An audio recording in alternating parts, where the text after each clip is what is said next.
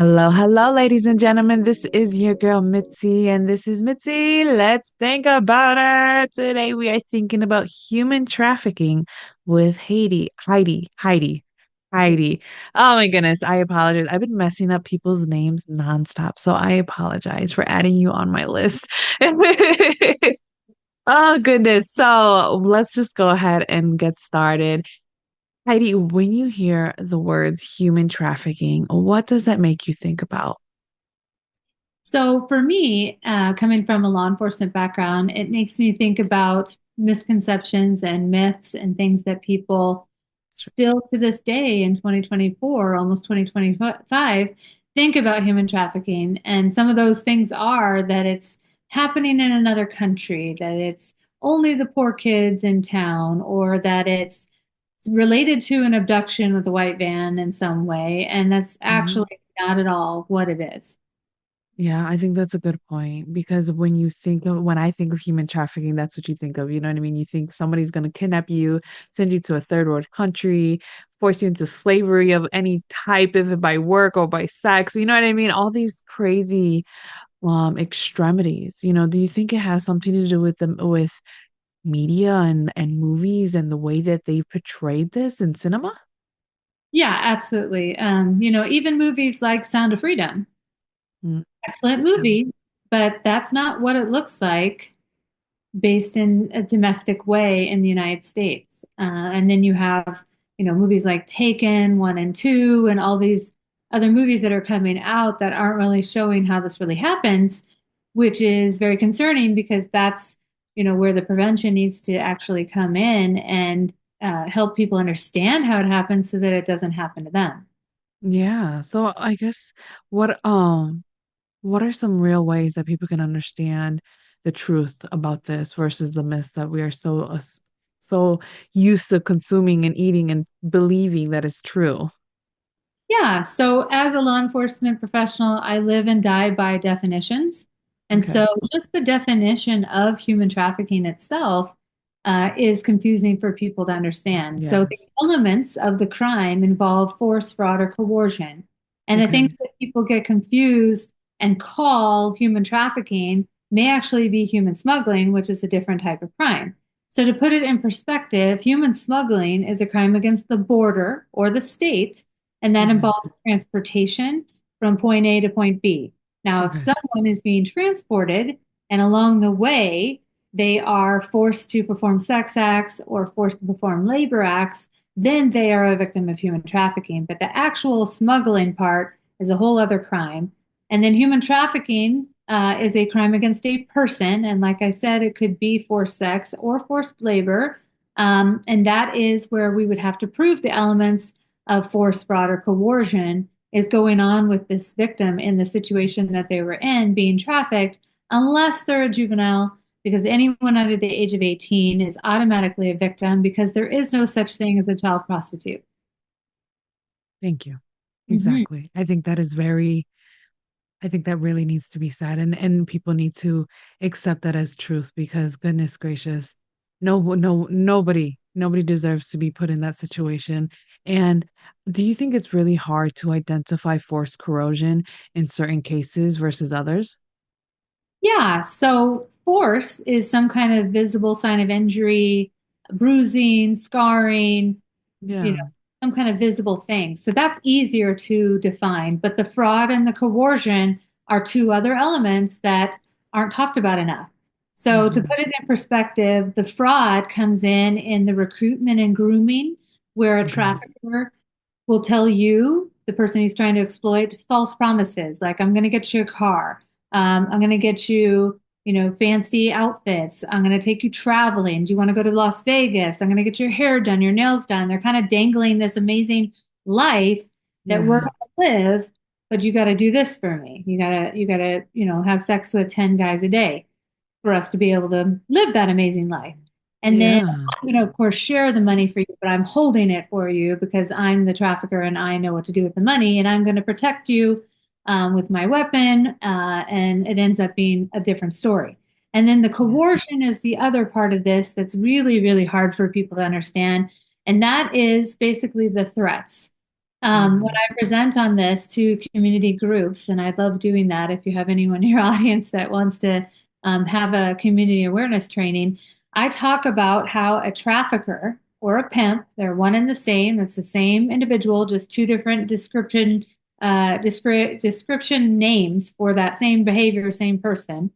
But if Mhm. a trafficker, that I've learned in my career here, a trafficker is the most reliable person you will ever meet. If they say they're going to beat you up, they're going to beat you up. If they say they're going to get you in the car and they're going to take you to your mom's house, and depending on their mood at the time they pull up on your mom's house, they may or may not shoot up your mom's house. Kicking and screaming, they're going to drag you into the car, they're going to drive that drive, and they're going to point that gun because they need their victims to believe that what I say is going to happen. Otherwise, these Wow. victims wouldn't even stick around. So the coercion is very important to describe in these investigations of how that victim was put in these positions and wasn't free to leave, even though they may be freely walking down the side of the road with a phone in their hand. They are a victim and they're not free to leave. Absolutely. I believe that 100% because that's the hardest thing for women who are in domestic relationship is the coercion that happens day in and day night. And it's like people don't realize or they just dismiss it because for some reason society has gotten used of threats. You know what I mean? We got so used to it of people just making threats and not acting on it. And they believe that no one's going to actually act on it until somebody does act on it. And then they're like, oh, I would have never guessed that so and so would have done that. I was like, well, the signs were there. You know what I mean? The Yeah. signs were there. I mean, in your opinion, what do you think Trafficking about world, they that? act on it. That's the difference. In the trafficking world, that those traffickers will be violent with their victims and they will act on the threats. That's why those victims stick around. But definitely very similar to domestic violence situations, these victims are completely dependent on the trafficker. I've had victims describe in interviews that I've done in my investigations, talk about how the trafficker wouldn't even let them leave the hotel room to go down to the lobby to go get something in the vending machine without asking permission. So Hmm. it's very real for them. And I didn't even go into my background of who I am or anything, but I think the gist is there.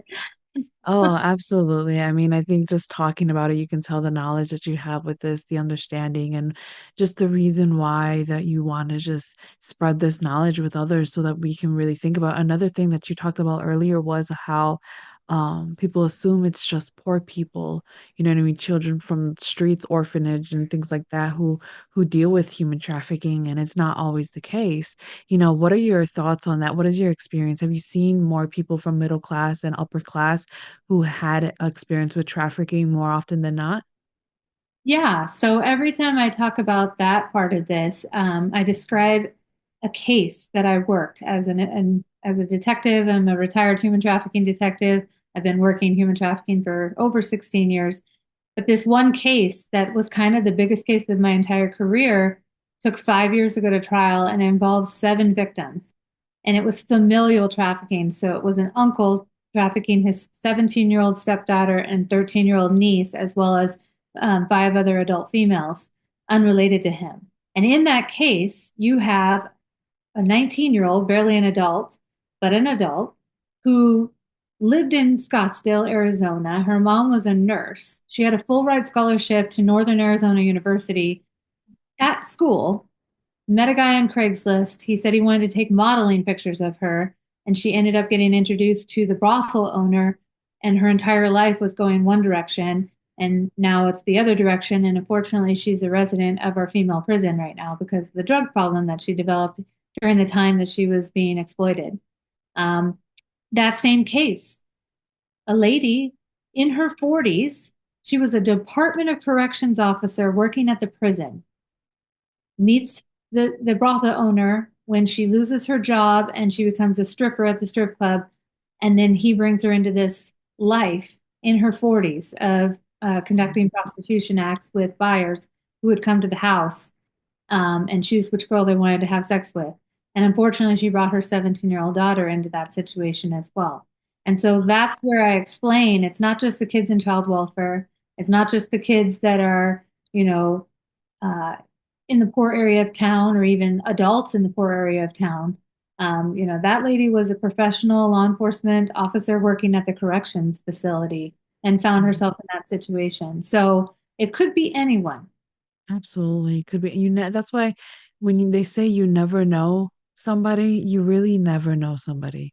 You really never know what's going on in someone's mind or to know what they're willing to do or who they're willing to give up to get whatever that they may think that they need or they that is dire for them, you know? So it's sad to know that anyone can really be a victim if they see you as a price tag. You know what I mean? Yeah. Because in all actuality there are some human beings out there who just see anyone as a price tag. If you are living and breathing, then I can do something with you, you know what I mean? And it's sad because it's like, well, we're human, you know what I mean? Let's just be better than just selling each other like cows. And you know what I mean? Like, I wish there was something different. And I know that you talked about how you retired and this is no longer what you're doing anymore. And I know that you are now an author and you started writing a book. Can you mind, if you don't mind, what is your book about now? Yeah. So after retiring in October of 21 from Phoenix Police Department, That's I started my terrific. own business. And I basically, it's called achanceforawareness.com. Mm. And it is all about the two missions that I have. Number one, community awareness, doing education to the public about human trafficking, because I have been in those trials where I've testified, about this victim walking down the side of the road with a phone in her hand, and I'm calling her a victim as an investigator, and having Yeah. a jury wrap her head around, well, wait a minute, she's not locked in a closet somewhere or handcuffed to a bed. How is she a victim? And she has her phone in her hand. But the dynamic of this trafficking world is that she was not free to leave, and getting them to understand that is super important. So that's my community awareness. But as I'm doing the community awareness, I'm constantly being asked about how do we protect our kids from getting involved in this, because a lot of the recruitment and grooming is targeted at our youth. The national Hmm. average age of entry into sex trafficking when I first started investigating this in 2006, 2007 was 15. It is now 13 years old in 2024, and it's inching closer and closer to 12, 11-year olds, which means Wow. parents need to have conversations with their kids about what this grooming and recruitment looks like so that they can self-police themselves and tell their parents about, conversations that strangers are having with them on social media, on the games, and then on Yeah. their phones, on apps. And so my book that I wrote, because as I'm traveling around speaking about this, everyone's asking me, well, yes, you're telling me, Detective Chance, I need to have these conversations, but how do I have these conversations? And so that's what the book is. And so the book is called Talk to Them. And oh, there it is. And it is basically that how guidebook for parents, caregivers, guardians, anyone in the care of a minor, the ability to learn about how to have these difficult conversations. I mean, it's not easy to talk to kids about this topic, but it's so No. important. And then my second mission with my business is law enforcement training, because I've also noticed as I've traveled around speaking nationally that there's not a lot of training for patrol officers to recognize the indicators of trafficking. And if you don't have law enforcement seeing it and you have traffickers who are bragging about us not seeing them, this is Yeah. going to continue and we're not going to discover all of the suspects that we need to identify and pursue. So that's my two missions with my business, A Chance for Awareness. Wow, that's a noble way to end your career, right?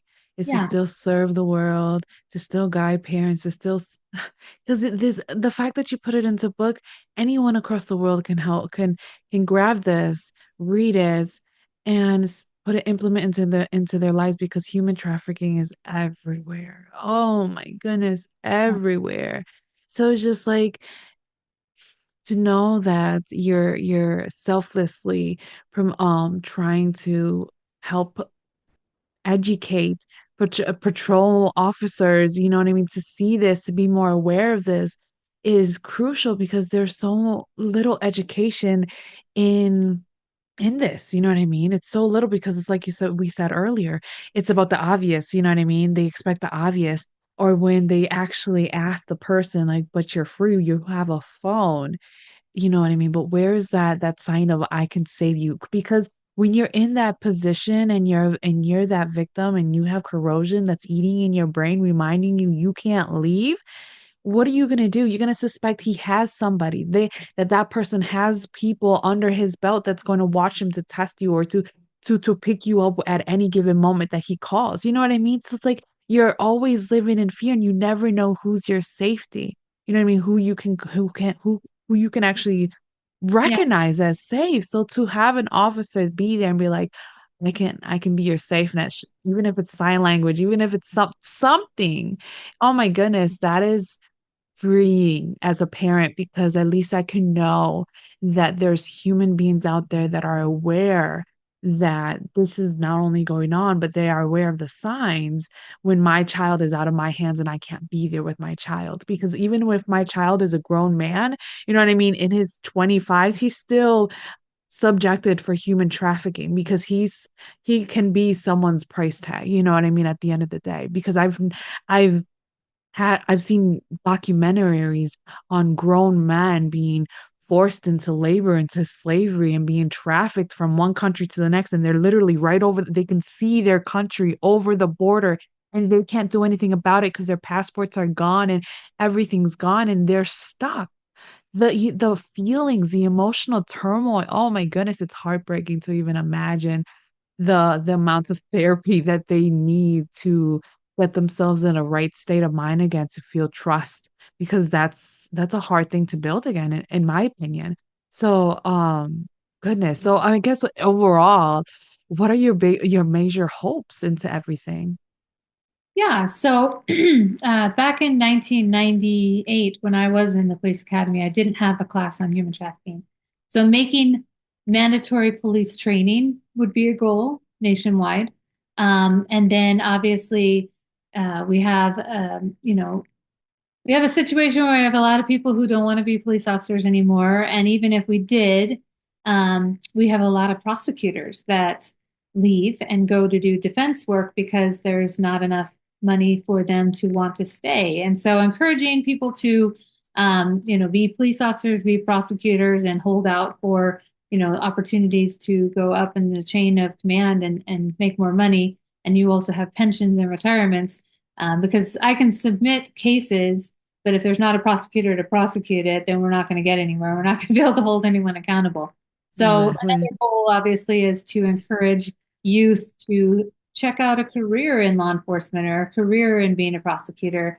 Um, that's definitely a goal. And then another goal of mine is to obviously expand on what I've got going on with the public speaking that I'm doing right now. I'd love to come to organizations to present. I apply for a lot of speaking conferences at associations and chamber of commerce meetings and regular business entities because I truly believe that if we could get all types of business entities like Google or Intel or the electric company to Yeah. act like a zero tolerance policy for sex buyers, which could be their employee if they're found getting arrested, Hmm.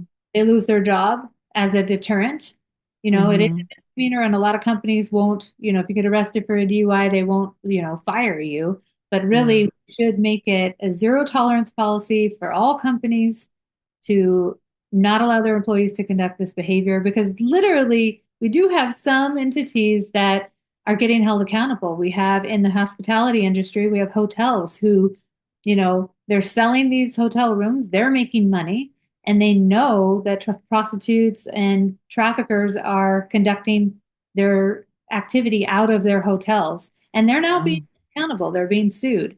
And who's to say that on down the road the guy who works at Intel who on his lunch hour looks on the company computer a girl to buy Yeah. for the evening because his wife's out of town and spends time talking to her on company time, then gets himself arrested, and it ends up being a juvenile. He should be held accountable. That company is liable. He's using the company computer. Let's put a stop to the sex buying, and that's driving this whole crime in the first place is sex buyers. Hmm. Let's make them more held accountable. And that only Yeah. also with community awareness education and companies taking a stand for zero tolerance policy. Yeah, I agree. I think those are very noble hopes as well. Something really to strive for and to give back to the community. And also think it would be a great training for fire departments, EMT, emergencies, and things of that nature because they're exposed to people. Some people when they call 911, they will call for will request for an EMT or a fire department just to avoid the police officers who may be trained in that. You know what I mean? So I think even branching out for to those areas would be a great expansion because once they talk to people, then I mean, fire departments, they talk to everybody. You know what I mean? They see everybody and all types of life and companies, and once they spread the word, they can other people will spread the word too. So I think that is another good avenue to dive into because everyone needs to really think about this. You know what I mean? They really do need to think about this. And if people would like to know more about Heidi's her name, ladies and gentlemen. Goodness, Heidi. You guys would like to know more about Heidi and her book and everything that she has to offer because why wouldn't you, right? So during this whole conversation, why wouldn't you want to check out more and see what you can think about on her page? So I have her lovely photo on my website. Just bloop, click right under there, and you'll have access to all the greatness that she has to offer the world so that you can keep on thinking. So with that being said, bye.